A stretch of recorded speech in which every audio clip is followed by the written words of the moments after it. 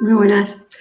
Quería comenzar esta intervención agradeciendo la invitación que se me ha hecho para participar en este curso de civilización africana a Juan Montero y a Javier Puello. Es para mí muy grato poder compartir con todos vosotros y todas vosotras estas reflexiones que llevo tiempo sosteniendo sobre el pensamiento feminista negro. Lamento enormemente que la intervención tenga que darse en estas circunstancias. Me hubiera gustado, me hubiera parecido realmente una experiencia absolutamente estimulante compartir el espacio con quien iba a ser mi interlocutora, Melibea, de quien estuve escuchando estos últimos días la intervención que ha dejado colgada en la página del Congreso, perdón, en la página del curso, así, y que creo que ya habéis podido disfrutar todos y todas como también lo he hecho yo. La verdad es que me gustaría colocarme al lado de Melibea, me permite pues posicionarme, todavía creo que no he dicho ni siquiera cómo me llamo, estas cosas que tienen este nuevo formato. Mi nombre es Mercedes Jabardo y a diferencia de lo que podéis encontrar en esos maravillosos textos literarios de mi colega, no soy, no, mi aportación al feminismo negro no es tanto en cuanto a activista teórica o generadora de pensamiento, sino más bien en cuanto a estudiosa y en cuanto a docente. Creo que son dos características que me apetece mucho reivindicar en escenarios como estos. Reivindicar la labor docente de este marco creo que es necesario, porque a lo largo de todos esto, creo que a lo largo de los últimos 20 años, he llevado a las aulas universitarias el pensamiento, la epistemología, las narrativas y las de pensadoras y de pensadores dentro de la cultura diaspórica negra que en la mayoría de los casos han estado durante mucho tiempo invisibilizados de las lecturas hegemónicas.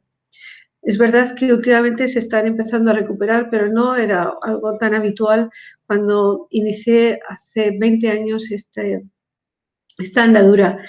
Creo que es importante recuperar estos textos olvidados en algunos casos, invisibilizados otros y actualmente recuperados, porque en el feminismo negro yo he encontrado lo que planteó una de sus madres fundadoras allá por el año 1893.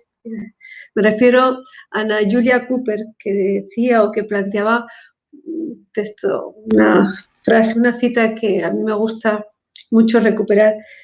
Dice: tomamos partido por la solidaridad de la humanidad, por la armonía de la vida y por denunciar la antinaturalidad e injusticia de todas las discriminaciones, sean en nombre del sexo, de la raza, el país o la condición social.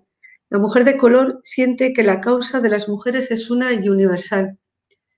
Me gusta recuperar esta cita porque creo que en ella se contiene ese nuevo humanismo que está anclado en el pasado y que nos es tan necesario en el presente y que además nos permite vislumbrar o anticipar un futuro que tampoco sabemos muy bien hacia dónde va.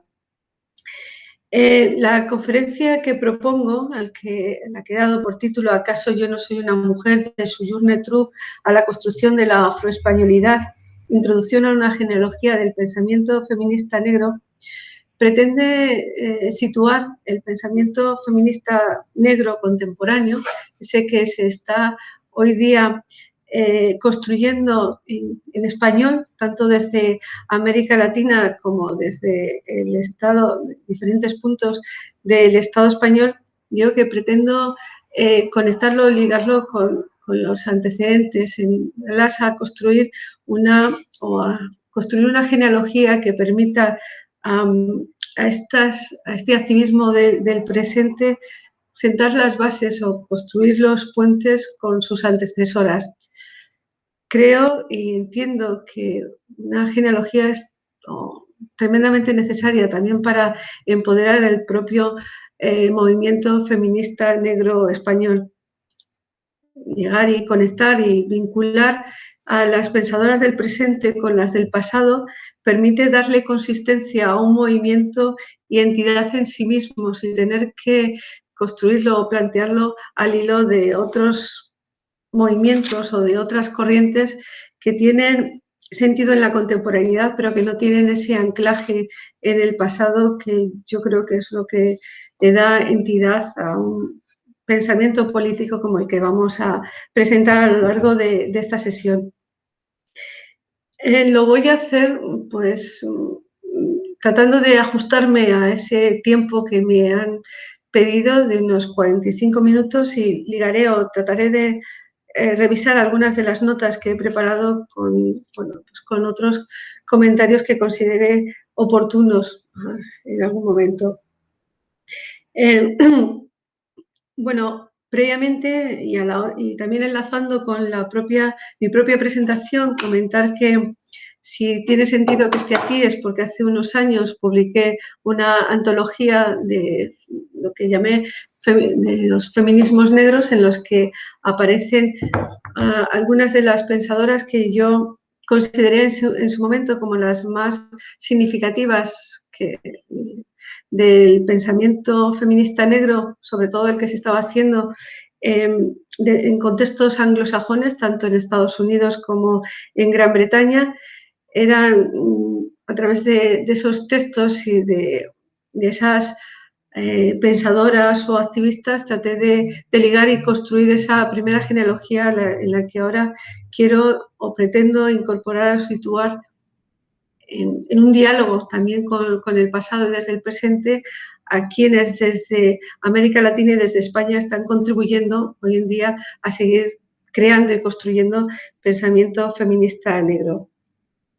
Creo, en ese sentido, que la misma publicación de la antología permitió colocar el término de feminismo negro dentro del debate del feminismo español, y que a su vez ha sido un estímulo para que muchas pensadoras y muchas activistas tuvieran un espacio desde donde poder significarse, un legado al que poder adherirse. Por eso considero que es importante y fundamental, y reivindico de nuevo el legado de esas corrientes, ¿no?, que conectan el pasado con el presente, y supongo que también, y aspiramos que también, con el futuro.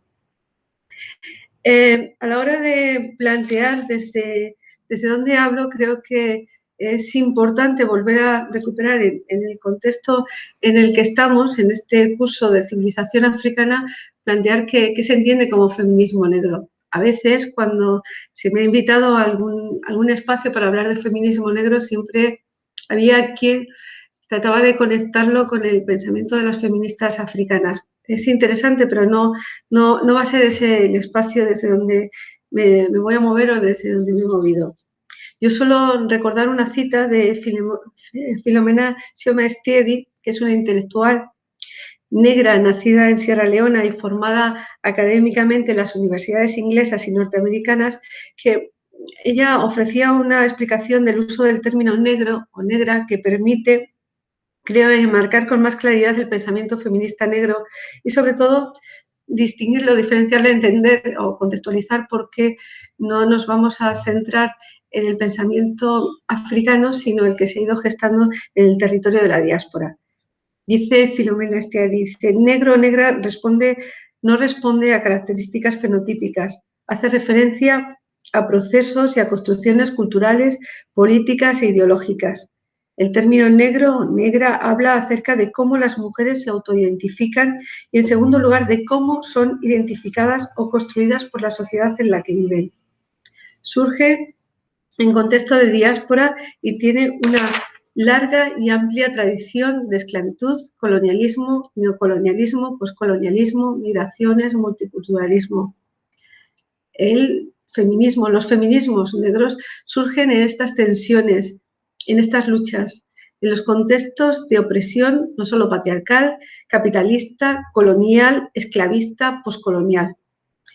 En estas encrucijadas van definiendo, construyendo un discurso, un ideario político y un marco conceptual de diálogo o oposición o frente a otros grupos, ya sea de carácter intelectual o políticos. El feminismo negro es heredero de la esclavitud, de la violencia colonial, de lo que desde el grupo Modernidad, Colonialidad y sobre los que hablaremos después, denominarían colonialidad del ser. Esto es, de la experiencia vivida del sistema mundo moderno, colonial, patriarcal y eurocentrado, en el que se inferiorizan, deshumanizando total o parcialmente a determinadas poblaciones, apareciendo otras como la expresión misma de la humanidad. Pero es también heredero del movimiento abolicionista y del movimiento sufragista, tal y como se desarrollaron en los Estados Unidos en el siglo XIX. Fue precisamente en este contexto en el que se fraguaron el discurso del feminismo del siglo XIX y lo que pueden considerarse los fundamentos teóricos y conceptuales del feminismo negro. Al principio con líneas de intersección claras y finalmente desde la bifurcación que introdujo el racismo en un movimiento que aspiraba a la igualdad de derechos con independencia de la raza y del sexo. Un momentito.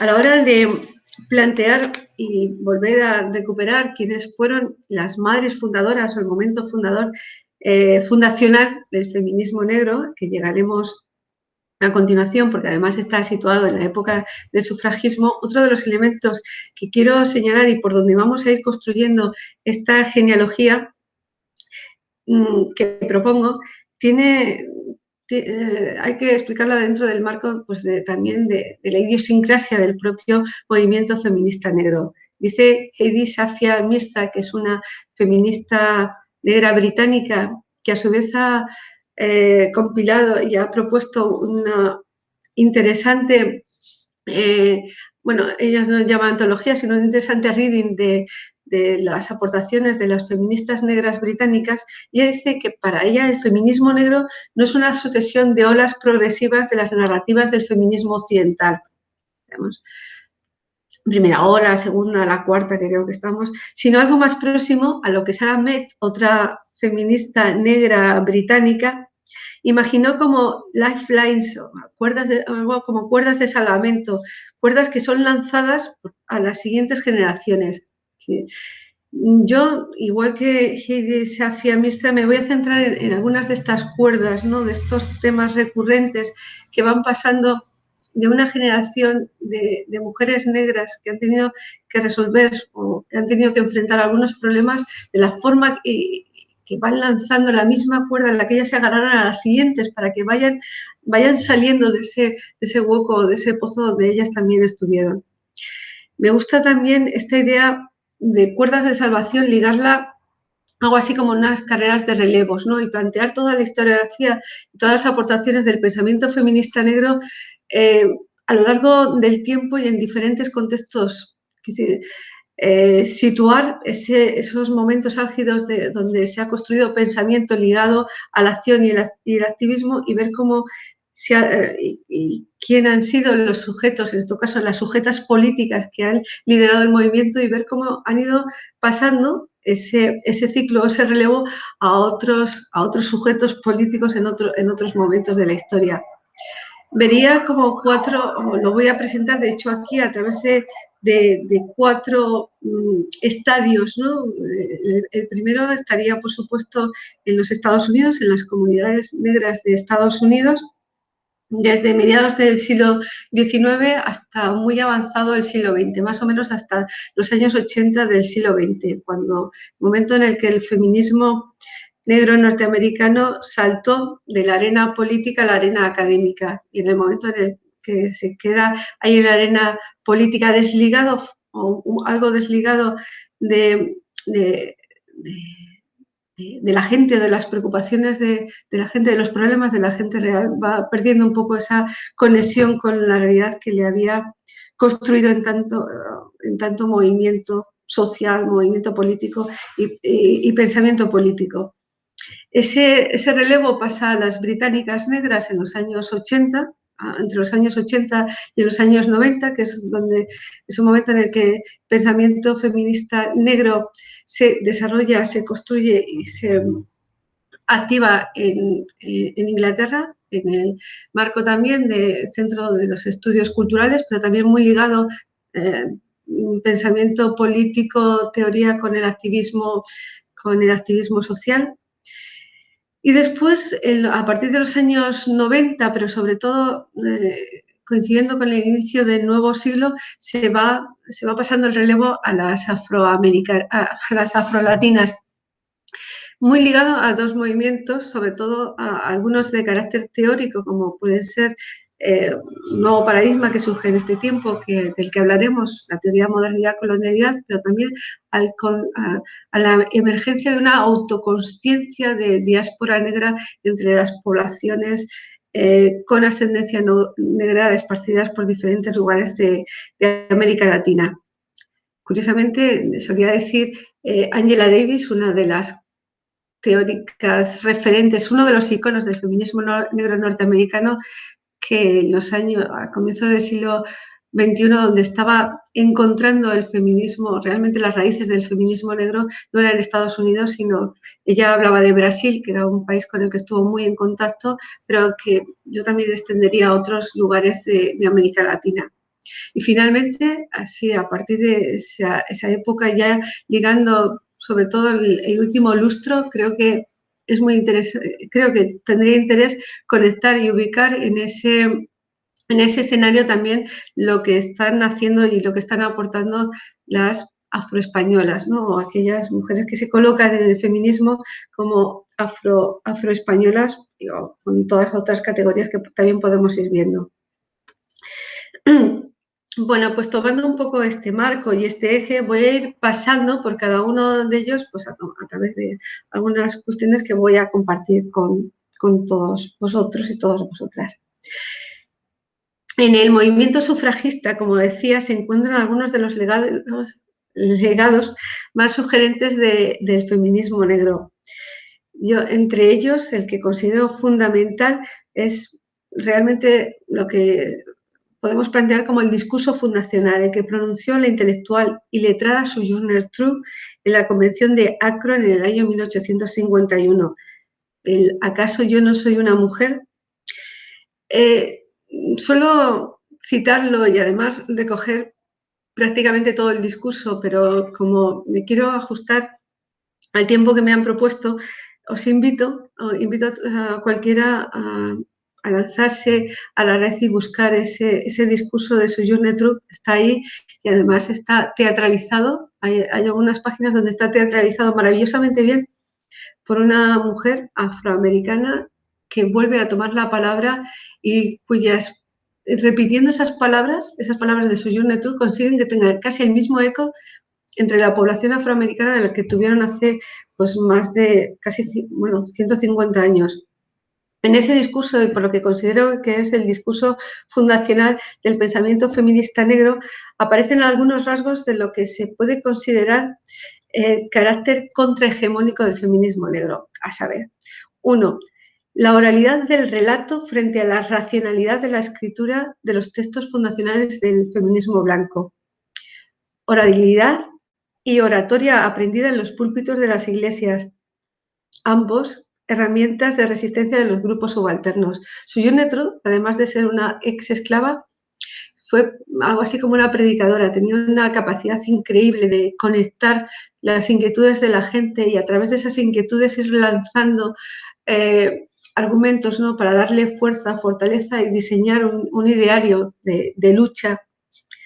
Y en ese ideario de lucha apuntar el camino, pasos para construirse el futuro en libertad. El propio carácter de la oradora. Sojourner Truth fue la primera de una saga de intelectuales negras que, sin apoyo de una obra escrita, han conectado con los intereses y con las luchas de las mujeres negras.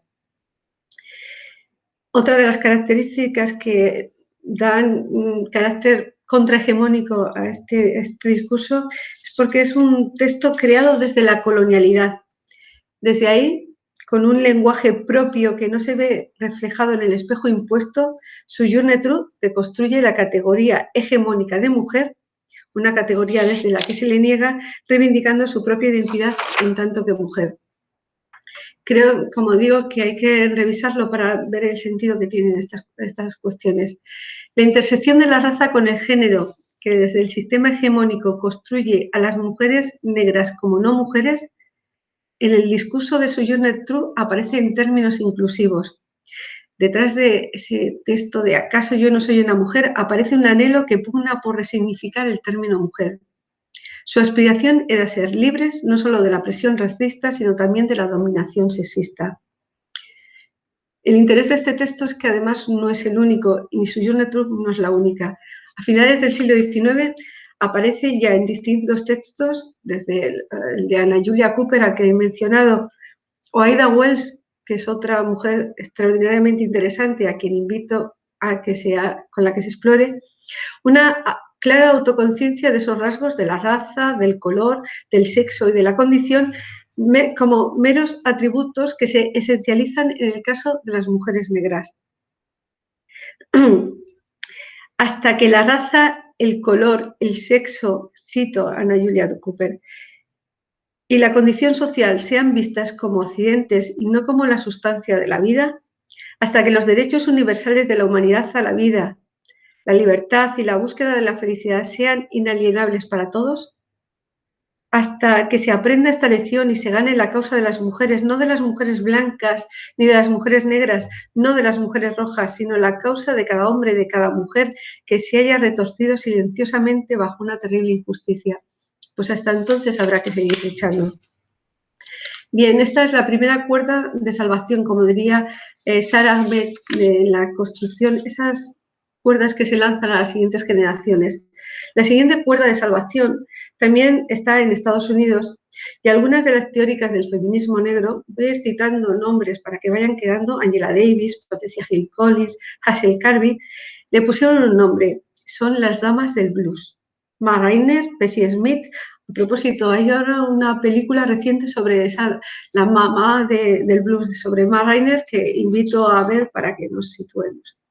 Bueno, pues ellas desempeñaron en los años 20 el papel de intelectuales en el sentido que Hill Collins da a las feministas negras. Son aquellas mujeres que son capaces de traducir las necesidades de otras mujeres en un discurso que permite y posibilita el empoderamiento. Las cantantes de blues podían hacerlo porque formaban parte de ese grupo. Por eso eran capaces de entender las lógicas desde donde actuaban, sentían y sufrían las mujeres negras de clase trabajadora. En ellas se encuentra el feminismo negro, los rastros y los rostros de una tradición secreta de un feminismo de clase trabajadora que coexiste junto a una tradición de clase media negra, pero cuyos códigos y formas de expresión eran completamente distintos. Frente a la obra escrita de las intelectuales del feminismo negro, referentes tradicionales del movimiento feminista negro, los textos no escritos del blues femenino aparecen como el vehículo de expresión de las ideas producidas en y por las mujeres pobres de clase trabajadora, aquellas que nunca podrían acceder a los textos escritos y aquellas que tampoco se reconocen, salvo desde las categorías de exclusión, en las imágenes que de ellas proyecta tanto el sistema hegemónico blanco como la clase media negra. O sea, es otra de las líneas que abre el feminismo negro, esa incorporación de la gente común y ese reconocimiento como intelectuales, como feministas avant la lettre, de aquellas mujeres que en principio sin pretenderlo eran una guía para aquellas otras a las que no se escuchaba, a las que no se veía y a las que se les planteaba una línea de ruta que no se correspondía con sus expectativas, con sus necesidades y con sus posibilidades. La siguiente cuerda de salvación estaría en el siguiente momento, en el movimiento feminista negro moderno. También en Estados Unidos, que también fue donde se lideró este movimiento, en el contexto de los derechos sociales y civiles, por un lado, y el movimiento feminista liberal radical, por otro. En este caso, las feministas negras, un momentito que lo tengo, Este fue otro momento en los años 60, igual que había ocurrido en la época del sufragismo y abolicionismo, en el que las mujeres blancas y las mujeres negras participaron junto a los hombres negros en los movimientos sociales y en los movimientos civiles en Estados Unidos. Y también pretendían hacerlo en el movimiento feminista que estaba emergiendo también y tenía mucha fuerza justo en esos años. Pero claro, fue en esta intersección entre un movimiento y otro cuando se dieron cuenta de que necesitaban buscar su propio espacio. El sujeto político de los movimientos sociales y civiles de la población negra eran los hombres negros, el sujeto político del feminismo en Estados Unidos eran las mujeres blancas, y las mujeres negras tenían que construirse dentro de una intersección porque ni uno, ni en un sitio ni en otro podían definir ni sus propias opresiones ni la línea y el proceso emancipatorio para salir de ellas. Las mujeres negras que se habían fogueado en el activismo en la era de los derechos civiles se embarcaron con fuerza en el movimiento feminista, pero no se sintieron acogidas. Desde el feminismo blanco, anglosajón y de clase media, tanto en su vertiente liberal como radical, no se reconocía como sujetos políticos a las mujeres negras. Partiendo de un modelo que universalizaron de mujer, plantearon una hoja de ruta que no incorporaba al conjunto de las mujeres, me refiero al feminismo blanco, obviamente. Las lecturas que hicieron de la opresión femenina y las vías que abrieron para una futura emancipación eran fruto de su vivencia como mujeres blancas, clase media, burguesas. Denuncia de un sistema patriarcal que construía ideológicamente espacios separados, diferenciados en función del género, público, privado, y aspiración a la conquista del espacio público, la incorporación al mercado de trabajo y la participación en la vida social y política como vía emancipatoria, o en otros términos, insertarse en la esfera de la producción y controlar la esfera de la reproducción, que era el ideario que lanzaba el movimiento feminista en los años 60 en los Estados Unidos. Desde el feminismo negro se cuestionó la separación dicotómica entre los espacios público y privado, producción y reproducción, al tiempo que la lectura emancipatoria que se hacía de la conquista de lo público y de la inserción en el mercado de trabajo como vía para alcanzarlo. El caso de las mujeres negras era absolutamente distinto y distintivo del que vivían las mujeres blancas, que habían separado ambos espacios porque colocaban, por supuesto, se identificaba el espacio público como el espacio de lo masculino y el espacio privado como el espacio de lo femenino. Y se veía, y el salto del proceso emancipatorio pasaba por la conquista de lo público. En el caso de las mujeres negras estaban explotadas en un espacio que es público para ellas, pero privado para otras mujeres. Para ellas, como para las mujeres trabajadoras, el trabajo no es liberador. Para ellas, la opresión no es únicamente de orden patriarcal, sino fundamentalmente de carácter racista. Todos los escenarios de opresión, el patriarcado, familia, la reproducción, tienen en su caso una lectura claramente racista, que en su caso, en el de las afroamericanas, está condicionado por la experiencia de la esclavitud, la emancipación, la restitución, la segregación, las luchas por los derechos sociales y civiles, por las dinámicas de una sociedad racista que ha ido materializándose a lo largo de los años en diferentes estructuras. Tiene que ver con un dominio político, económico, social e ideológico que se ha perpetuado y materializado en las estructuras que se han ido creando para ejercerlo a lo largo de los 2 últimos siglos. Es desde la estructura del racismo desde donde se puede hablar de las instituciones que oprimen a las mujeres negras y hablar igualmente de los distintos tipos de opresión a los que tienen que enfrentarse. Las feministas negras hicieron una lectura conceptual de este planteamiento e introdujeron un término que se está haciendo viral: interseccionalidad. La influencia del feminismo negro en el movimiento feminista puede leerse, pues, a través de estas 2 cuestiones: la interseccionalidad y la centralidad del racismo. claro, que cómo se ha traducido ambas cuestiones, la interseccionalidad y la centralidad del racismo, marcan o definen bastante de nuevo las tensiones que ha habido entre el movimiento feminista negro y el movimiento feminista blanco. Y definen también la manera que se incorpora algunos de los planteamientos del feminismo negro dentro del ideario del feminismo blanco, pero que al mismo tiempo dificultan extraordinariamente la posibilidad de que el feminismo negro se coloque en la vanguardia del propio movimiento feminista.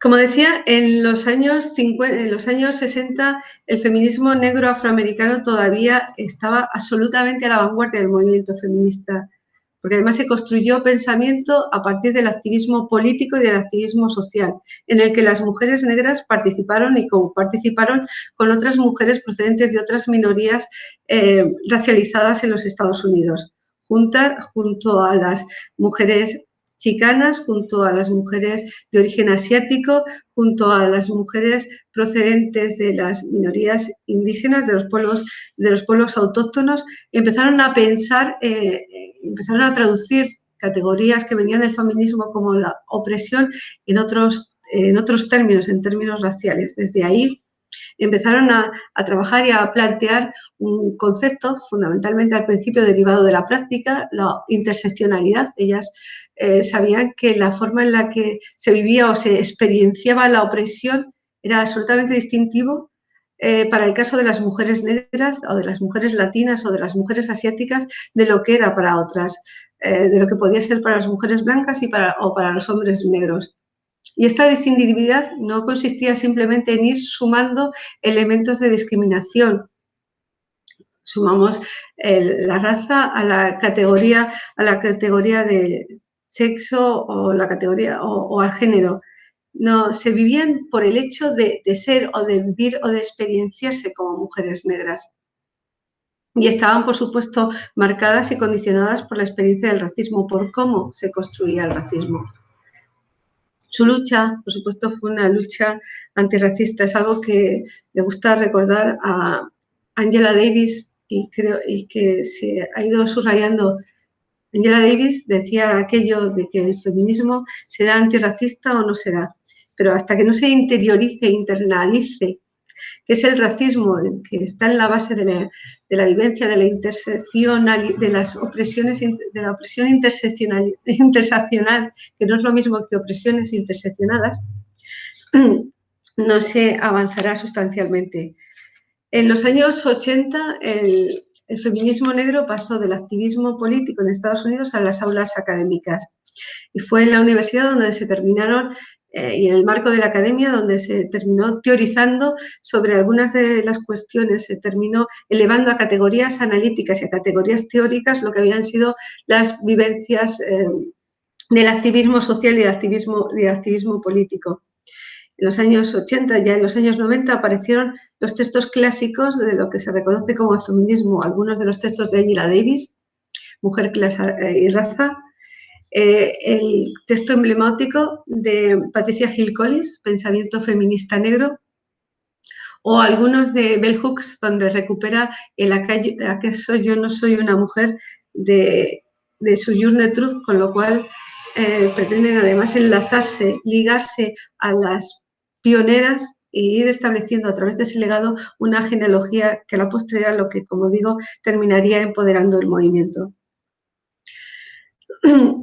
Pero las batallas del feminismo negro se dieron en los años siguientes en el contexto británico.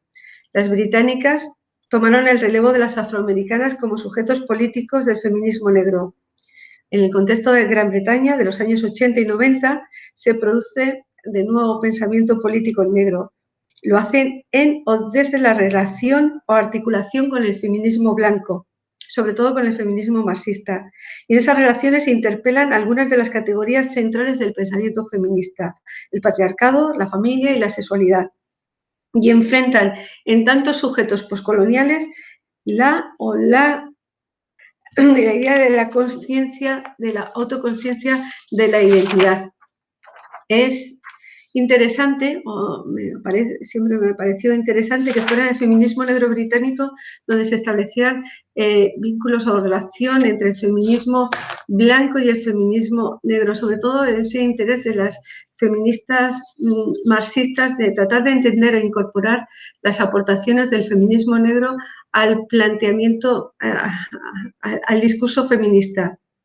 Y es ahí, en ese contexto británico, donde una categoría como la interseccionalidad da el salto desde el anclaje en la vivencia de la opresión y en la construcción del racismo a plantearse como una suma de opresiones, una categoría en tanto que suma de opresiones muy asimilable, adaptable a las lógicas desde donde el feminismo blanco se ha ido construyendo. El feminismo hegemónico, no me gusta tanto plantearlo como feminismo blanco porque hay muchas variedades y porque se termina a veces identificando a todas las mujeres blancas con el feminismo blanco, como se está haciendo habitualmente. Creo que hay que ir situando algunas cuestiones en un marco mucho más amplio. Hay algunos elementos que querría señalar del feminismo negro británico que voy a señalar. En principio, creo que una de las aportaciones interesantes de las feministas británicas es esa ampliación que hay del carácter de el concepto de negro o negra, ¿no? Que en el feminismo afroamericano se había construido sobre todo en torno a la vivencia de la esclavitud. Yo recupero algunos de las citas. La naturaleza dialógica y polivocal de negro como un significante multirracial en el Reino Unido ha sido otra cuerda de salvación que llega hasta los 40, cuando el término negro fue más conciencia política que identificación racial, usado para forzar alianzas entre activistas africanos e indios anticoloniales. Hoy, estas mismas resonancias pueden encontrarse en el posicionamiento de aquellos como el colectivo Black Feminist Org. En su website afirman: usamos el término negro en sentido político para denotar mujeres que se autoidentifican originariamente o con ancestros de la mayoría de las poblaciones de Asia, África, Oriente Medio y Latinoamérica, con bagaje indígena o birracial. O sea, que es en el contexto del feminismo negro británico cuando la categoría de negro, que en el feminismo afroamericano estaba ligado a la experiencia de la esclavitud, pasa a mutar en una categoría o una autoconciencia de persona racializada, que luego llegará también al feminismo afroespañol. Otro de los elementos que creo que es importante tener en cuenta a la hora de plantearse esto es cómo se ha ido construyendo la identidad racial, la autoconciencia racial en el marco de las identidades diaspóricas.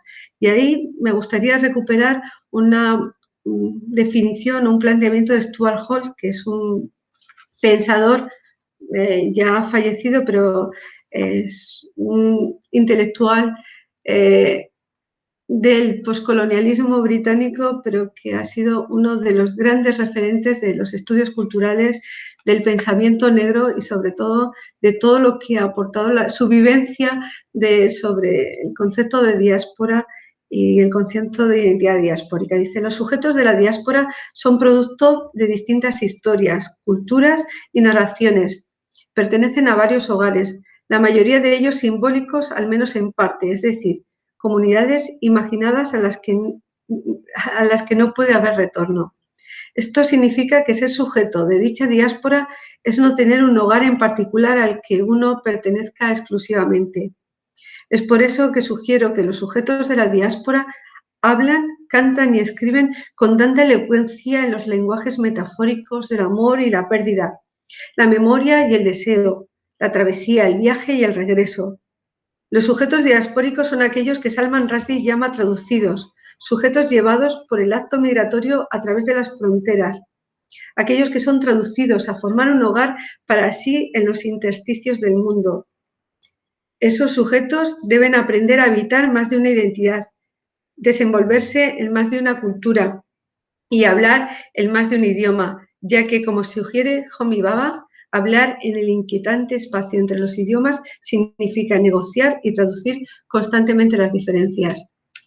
Bueno, creo que esta idea de la diáspora como construcción, como más como una construcción en la que la identidad está mucho más ligada a las rutas que a las raíces, está en la base de mucho del pensamiento, el turno cultural que adoptó el feminismo negro británico y que ha ido llegando como legado, a veces no consciente, a las nuevas y jóvenes feministas negras españolas.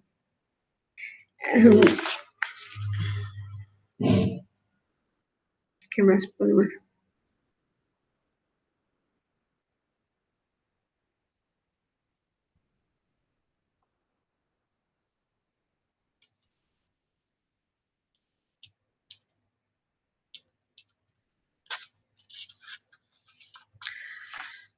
Sí, hay algunas cuestiones que a lo mejor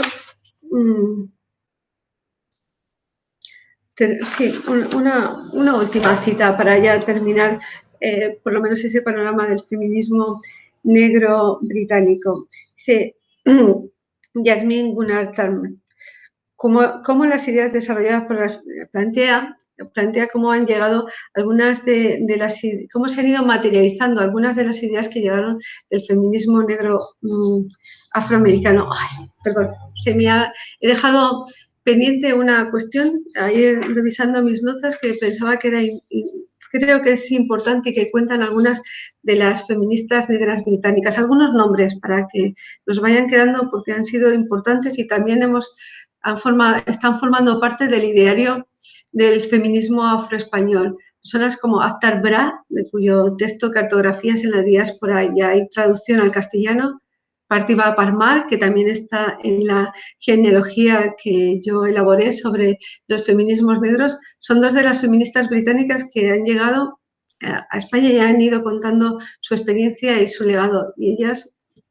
también se contaban algo, su relato que me parece sugerente, es como ellas jóvenes, mestizas, ¿no? Que necesitaban construir una identidad como negras y como británicas, encontraron los referentes de las feministas los referentes de las feministas afroamericanas, sobre todo de aquellas que las visitaban o aquellas que visitaban en Gran Bretaña en aquellos años, Bell Hooks,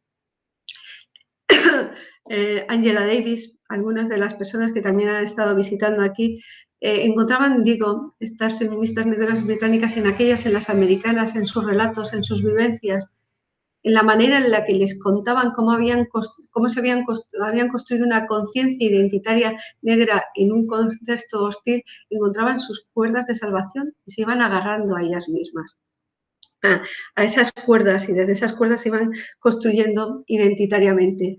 Bueno, pues ese legado de alguna forma también está llegando y está avanzando y está penetrando en el nuevo feminismo español.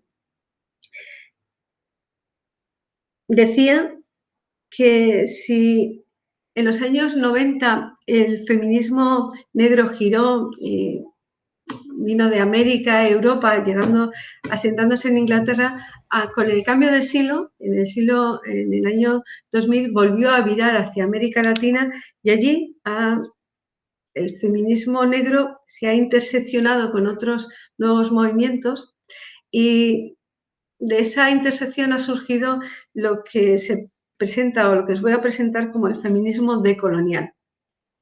Un momentito.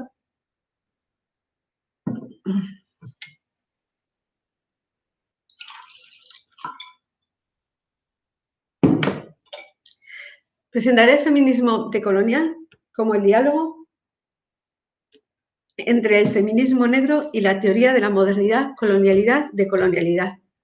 ¿Qué es esta teoría de la modernidad, de colonialidad? Bueno, es una teoría que ha surgido, una teoría que yo casi planteo o veo ya como un nuevo paradigma, que surgió en el contexto de las universidades norteamericanas en los años 90 del siglo pasado, liderada por algunos de los intelectuales profesores en esas universidades, pero originarios de diferentes países de América Latina. en un contexto académico en el que tenían cierto, estaban de moda, porque así es como funciona la academia, algunas de las teorías postcoloniales que se habían derivado de algunos de los textos clásicos de gente como Edward Said, plantearon una nueva una mirada hacia la relación entre modernidad y colonialidad distinta a la que se estaba planteando en términos dentro de los pensadores anglosajones que habían planteado o que planteaban el debate entre modernidad y colonialidad desde el diálogo con la ilustración y con la ilustración y con el colonialismo del siglo XIX, un poco a partir de la experiencia, sobre todo de la experiencia británica. Frente a ese modelo, los teóricos de los que plantean la modernidad,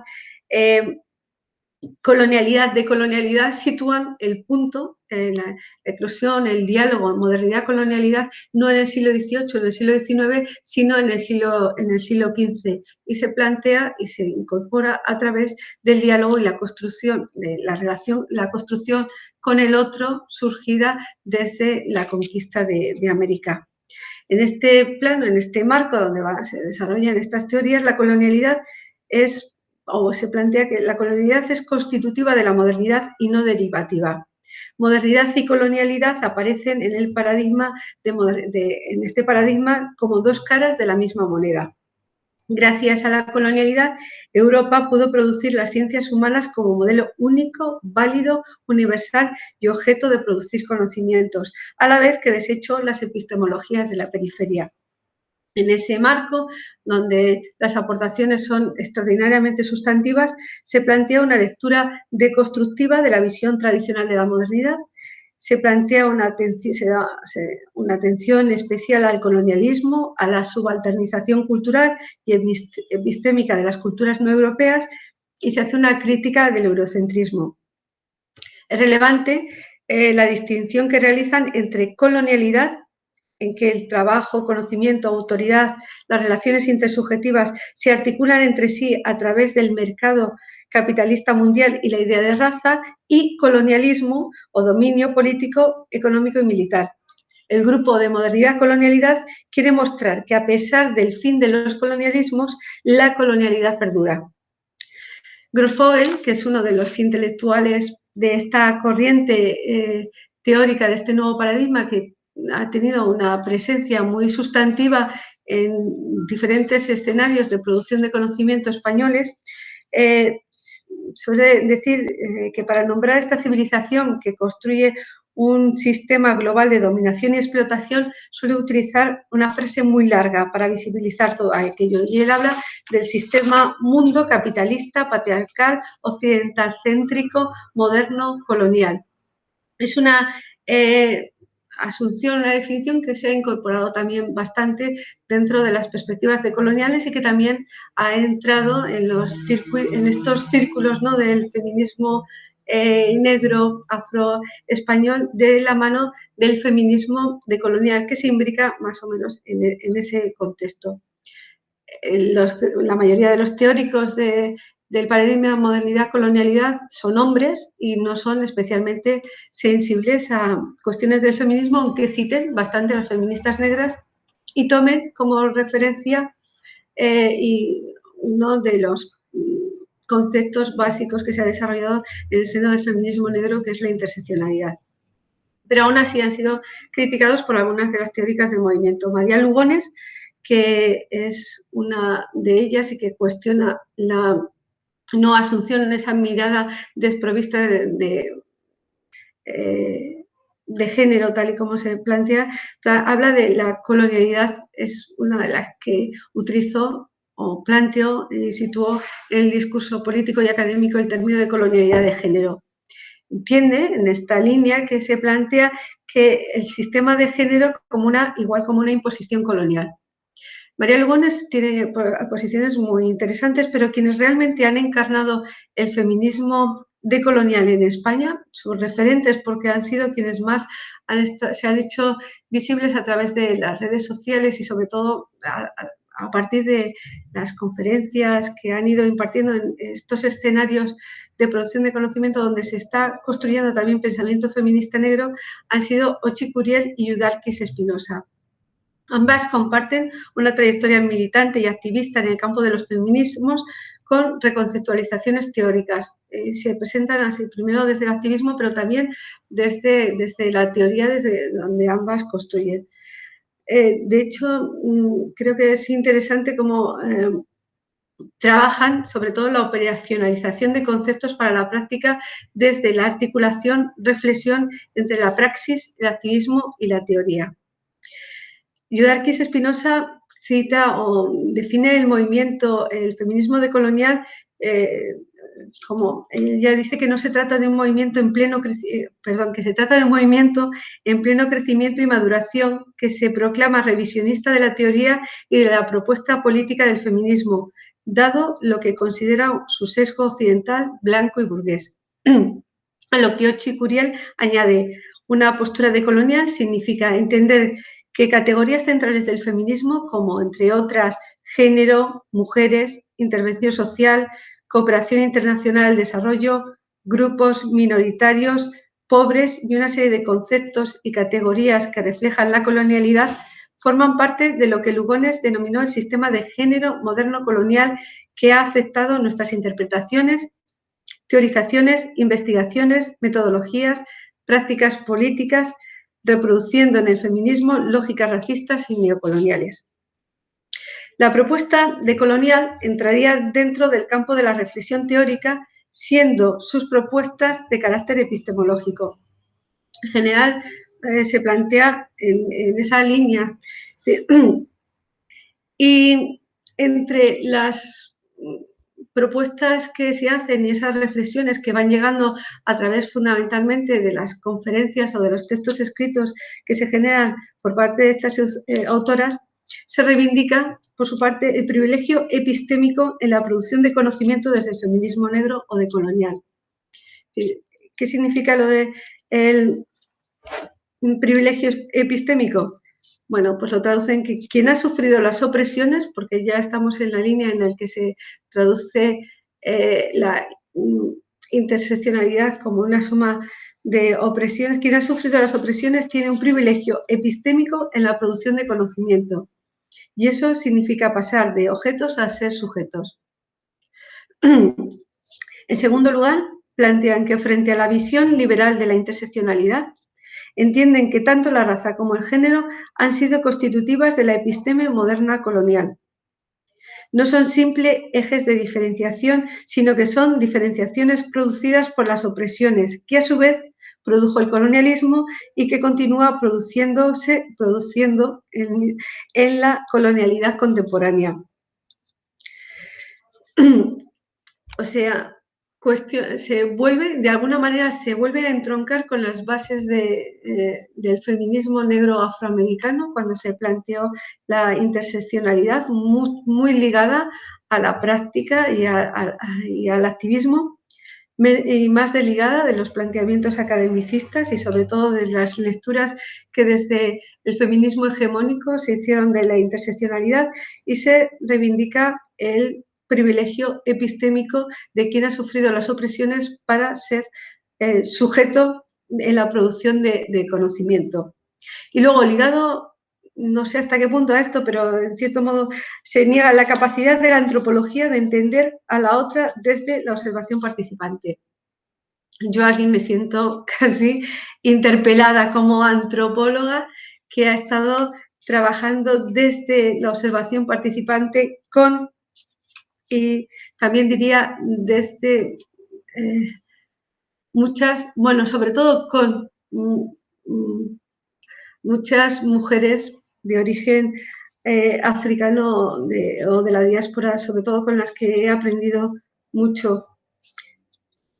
Ochi Curiel nos desecha con lo que llama una antropología de la dominación y lo despacha afirmando que solo se hace una colonización discursiva y una violencia epistémica.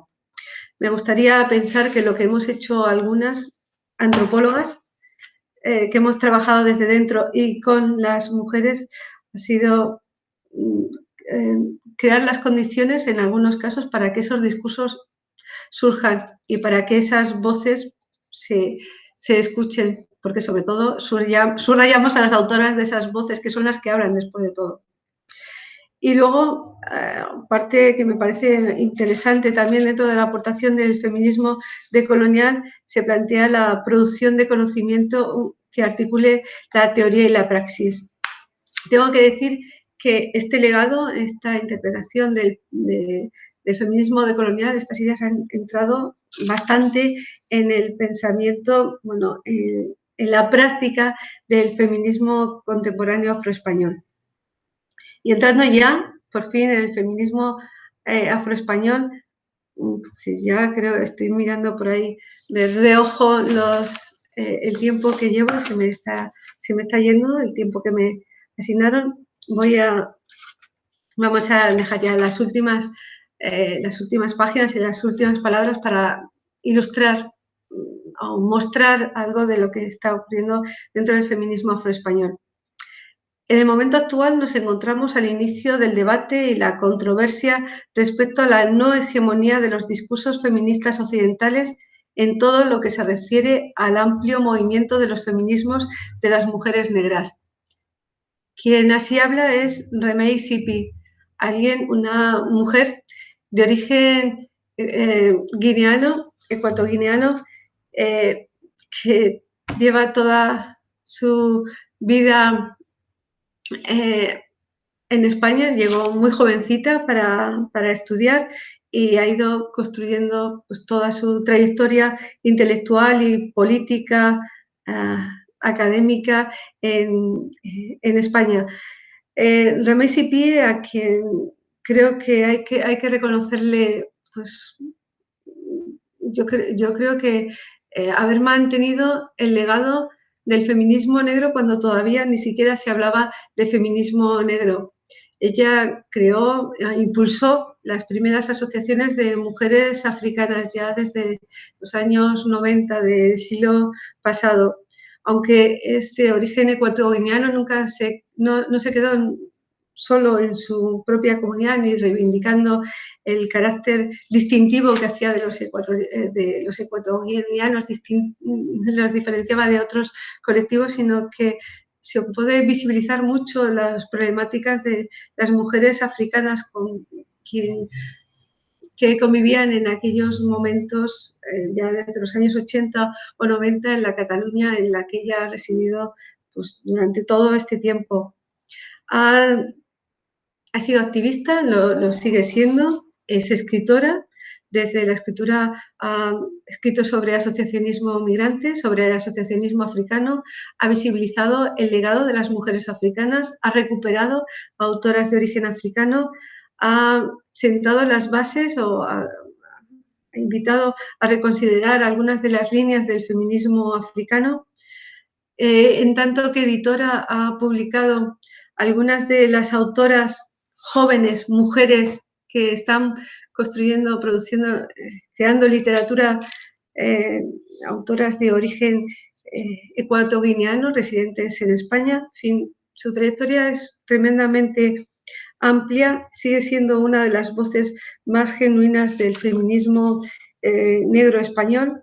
Hasta hace muy poco era una de las pocas voces que se podía escuchar, a veces incluso muy poco, porque hasta hace 10 años las voces de las mujeres negras estaban muy ocultas y muy acalladas. Cuando Remey Sipi participaba en congresos, en reuniones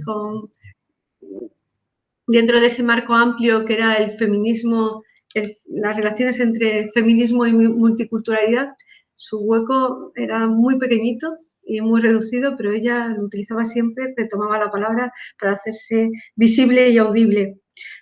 Hoy día es reclamada tanto por las jóvenes afrofeministas, que con ella quieren tejer una genealogía con el pasado, como por el feminismo español, que siente que con ella puede crear y construir puentes más fácilmente.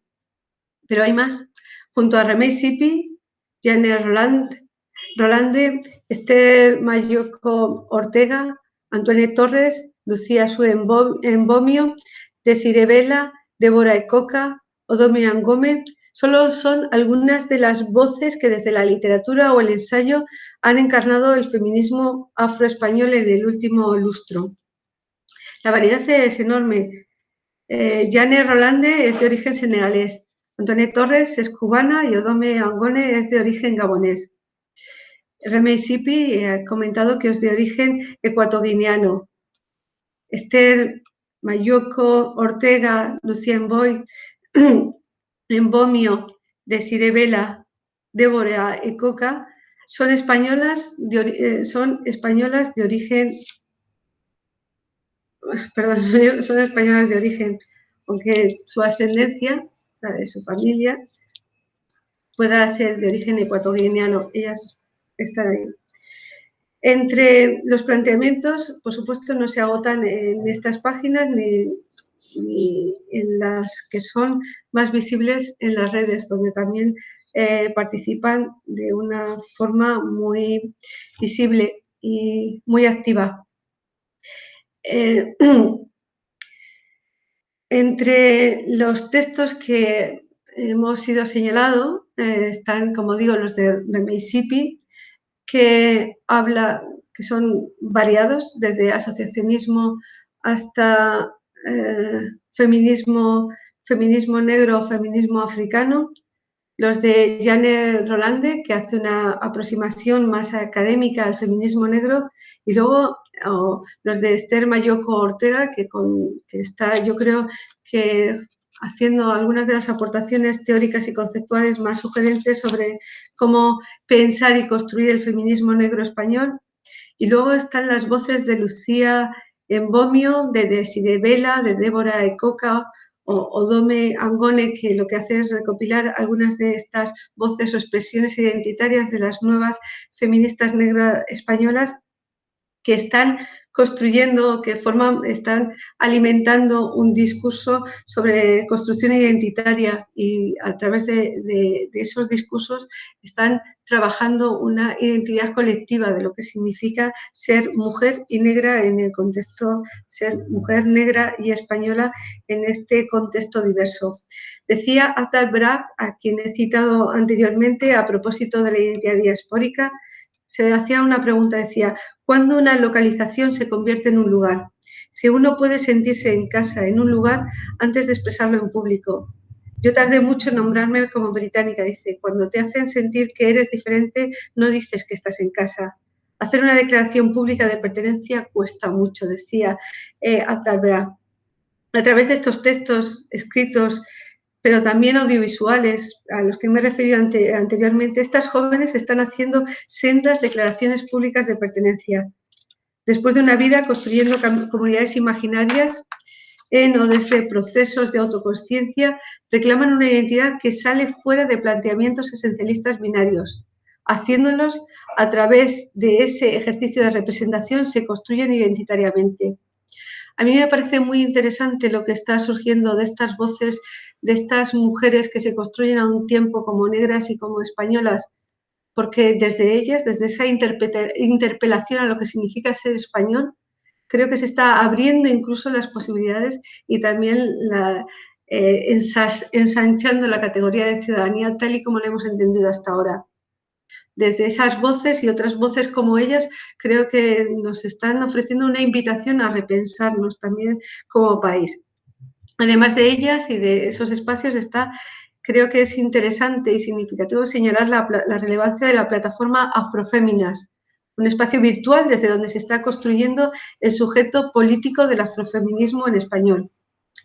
Afroféminas se convirtió el 8 de marzo del año 2018, un día histórico para el feminismo español, en la voz disonante en un discurso que se pretendía y en un feminismo que se pretendía heterogéneo y mayoritario. Recuerdo que ese 8 de marzo del año 2018 fue el gran año de la huelga que propulsó el movimiento feminista, de la que todos nos sentimos orgullosas, ¿eh? Afroféminas es una página que en los últimos años se ha convertido en una referencia para las mujeres que se quieren pensar y construir a un tiempo como negras y como españolas. Bueno, pues desde esa página se dijo no a la huelga feminista. Y se dijo no porque se sentían excluidas de un movimiento que usaba su imagen, pero que obviaba sus reivindicaciones, que hablaba de pluralidad, pero que lo hacía desde cuerpos no racializados. Diciendo que no y posicionándose así ante esa huelga, fueron construyendo un discurso y yo planteé en algunos textos que en ese momento surgió realmente por primera vez así con conciencia política el movimiento feminista negro español. Bien, todas estas voces han surgido en los últimos años, no hace tanto, la mayoría se congregan en el último lustro. ¿Qué ha provocado esta explosión? Y con esto y con estas reflexiones últimas voy a ir terminando. ¿Cómo se explica el eco que tienen estas voces, que cada vez tienen estas voces cada vez más? En primer lugar, se explica por el alto número de universitarias, profesionales y o personas con formación social. No es una condición necesaria, pero en esos espacios situados en los márgenes del mundo académico se está armando un potente discurso identitario, donde no faltan algunos de los o las intelectuales afroamericanas de referencia. Figuras como Angela Davis o Chimamanda Ngozi son algunas de ellas. Son iconos que trascienden el espacio de la cultura negra. Ambas han viajado a España. Angela Davis en varias ocasiones, la última muy recientemente. Angela Davis habla de feminismo y de raza y también de capitalismo y de neoliberalismo. Pues bien, en una de las conferencias clásicas, una de las conferencias de referencia, Angela Davis proporcionó, está del año 2018 creo, un ideario que está en la base de las reivindicaciones del feminismo negro en España. ¿El feminismo será antirracista o no será? En segundo lugar, la importancia de las redes sociales. Entre esta generación nacida en la era de Internet, las comunidades de referencia van mucho más allá de las referencias físicas. Pienso que para entender la efervescencia del movimiento feminista negro español hay que situarlo también en este escenario virtual. Afroféminas, una comunidad en línea para las mujeres afrodescendientes negras de habla hispana, da buena cuenta de ello. En los últimos 6 años se ha convertido en una referencia para aquellas mujeres que se quieren pensar y construir a un tiempo como negras y como españolas. Pero no es el único. En esta nueva era de los feminismos cibernéticos, el feminismo negro ha encontrado en el espacio virtual un terreno adecuado para la representación, para la creación de nuevas identidades de subjetividades resistentes. Espacios que, siendo públicos, están al margen o en los márgenes. Durante un tiempo fueron escenarios de la infrapolítica. La infrapolítica, tal y como la define María Lugones, marca el giro dentro, en una política de resistencia hacia la liberación y muestra el poder de las comunidades de los oprimidos al construir significados resistentes y al constituirse entre sí en contra de la constitución de significados y de la organización social del poder. La oposición frente a la huelga del 8 de marzo de 2018 extrajo del terreno de la infrapolítica los discursos y las prácticas de las mujeres negras en este país. La comunidad virtual se trasladó a la arena política. Dijeron no a la huelga feminista. Se nos pide, dice, que nos sumemos a la huelga en la suposición de que 1 más 1 es igual a 2. Pero resulta que con el feminismo hegemónico en este país 1 más 1 es solamente 1, con un lavado de cara inclusivo, con una mujer negra en cartel y poco más. No hay representación ni visibilización de nuestras posturas y nuestra principal reivindicación como mujeres racializadas, que es el racismo, se obvia ya que en realidad no se le da ninguna importancia.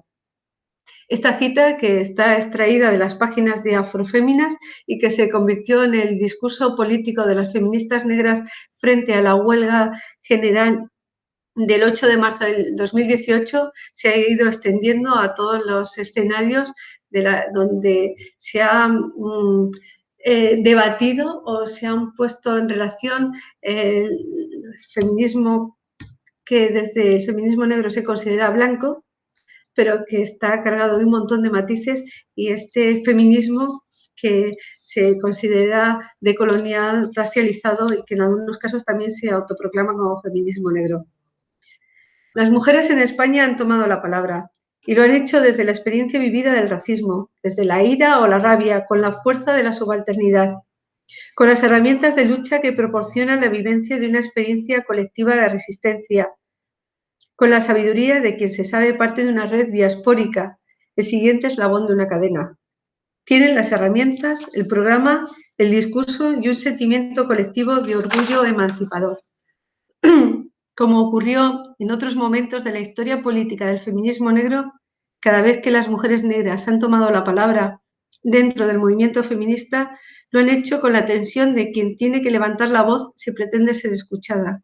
Y ahora, como también les ocurrió en los Estados Unidos de los años 70 o 80, en Inglaterra de los 90, la respuesta que les ha dado el feminismo blanco ha sido la misma. Han tratado de explicarlas, interpretarlas, guiarlas, cuestionarlas, asimilarlas, pero nunca seguirlas. Gracias. Hasta pronto.